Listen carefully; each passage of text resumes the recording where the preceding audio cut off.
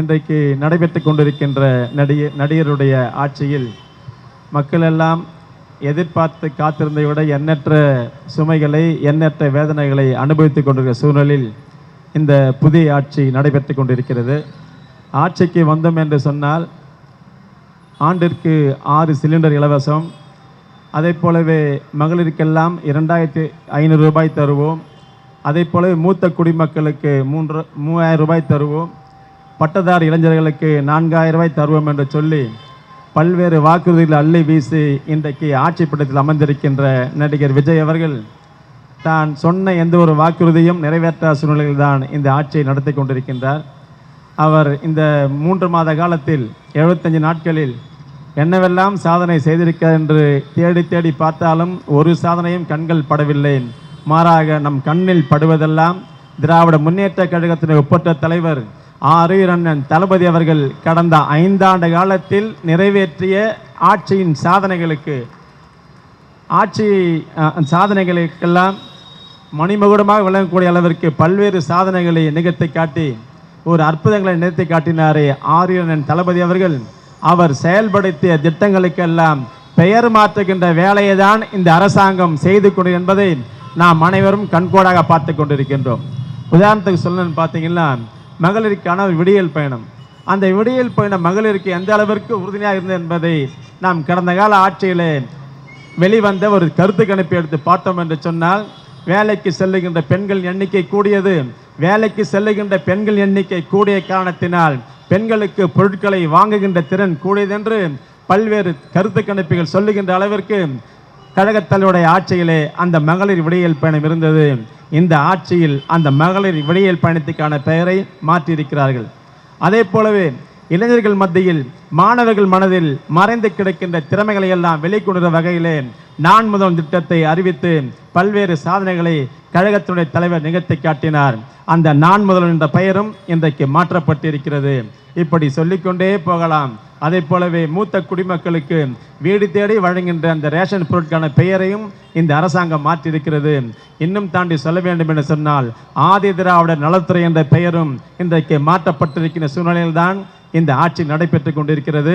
நீங்கள் தந்த வாக்குறுதிகளை ஏன் நிறைவேற்றவில்லை என்று எல்லோரும் கேட்ட நேரத்தில் இன்றைய புதிய முதலமைச்சர் சொன்னார், கடந்த கால ஆட்சியிலே கோடிக்கணக்கான ரூபாய் கடன் வாங்கப்பட்டிருக்கிறது, எனவே என்னால் வாக்குறுதிகளை நிறைவேற்ற எனக்கு அவகாசம் வேண்டும் என்று சொன்னால். ஆனால் நேற்றைக்கு வெளிவந்த செய்தி என்னவென்று பார்த்தால் இந்த அரசாங்கம், இந்த நடிகர் விஜயின் தலைமையிலான புதிய அரசாங்கம் இன்றைக்கு 20,881 கோடி ரூபாயை இன்றைக்கு கடனாக வாங்கியிருக்கிறது. இதுதான் இந்த ஆட்சி நிலை. எனவே எல்லா நிலையிலும் உங்களுக்கு உரிய கருத்துக்களை உங்களுக்கான செய்திகளை சொல்வதற்கு அன்பிற்கினிய அண்ணன் மேடையிலே அன்பிற்கினிய கழகத்தினுடைய அமைப்பு செயலாளர் அண்ணன் RS பாரதி அவர்கள் காத்திருக்கிறார். எனவே அவருடைய பேச்சிற்கு வழிவிட்டு விடைபெறுகிறேன். நன்றி, வணக்கம். சீரோடும் சிறப்போடும் நடைபெற்று கொண்டிருக்கின்ற எழுச்சி வாய்ந்த இந்த பொதுக்கூட்டத்தினுடைய தலைவர், சட்டத்தினுடைய துணை செயலாளர் அன்பிற்கினிய சகோதரர் மருது கணேஷ் அவர்களே, முன்னிலை பொறுப்பை ஏற்று சிறப்பித்துக் கொண்டிருக்கின்ற மாவட்ட கழகத்தினுடைய செயலாளர் முன்னாள் சட்டமன்ற உறுப்பினர் அன்பிற்கினிய சகோதரர் RD சேகர் அவர்களே, மற்றும் இந்த இனிய நிகழ்விலே முன்னிலை பொறுப்பை ஏற்று சிறப்பித்துக் கொண்டிருக்கின்ற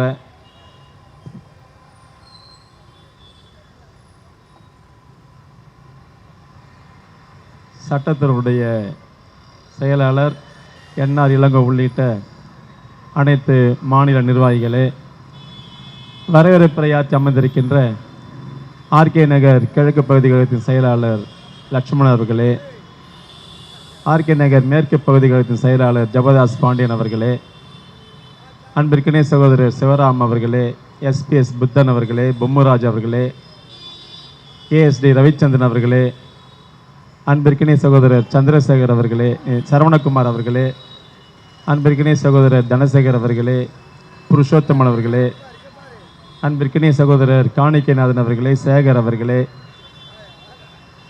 ரூபசங்கர் அவர்களே, பழனியப்பன் அவர்களே, ஹரிராமன் அவர்களே, அன்பிற்கினை சகோதரர் முரளி அவர்களே, கார்த்தி அவர்களே, மதியழகன் அவர்களே மற்றும் இந்த இனிய நிகழ்வுக்கு வருகை தந்து நிறைவாக இங்கே சிறப்புரையாற்ற இருக்கின்ற கழகத்தினுடைய அமைப்பு செயலாளர், அடியெடுத்து வைப்பதிலே அறிஞர் அண்ணாவை, படைநடுங்க வைப்பதிலே தந்தை பெரியாரை, கருத்துக்களை பொழிவதிலே முத்தமிழ் அறிஞர் கலைஞரை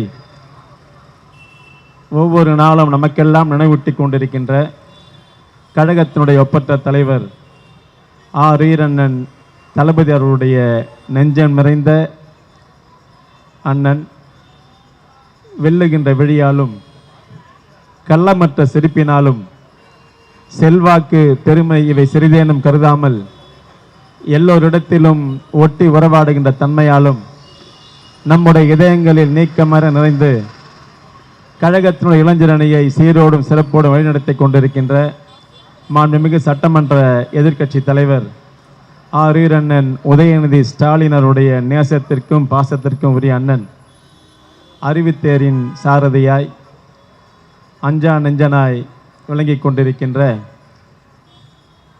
என்னாலும் எனக்கெல்லாம் உற்ற துணையாக,